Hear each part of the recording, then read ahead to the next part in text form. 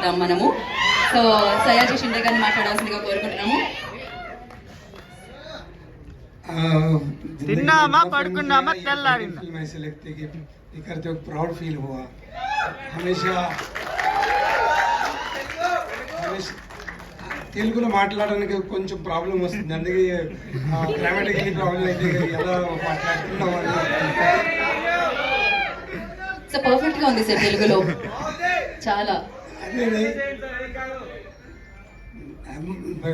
Film okay okay okay sudden గా తెలుగులో మాట్లాడడానికి కొంచెం ప్రాబ్లం వస్తుంది, అందుకే హిందీలో చెప్తాను, करेक्ट है చెప్తాను.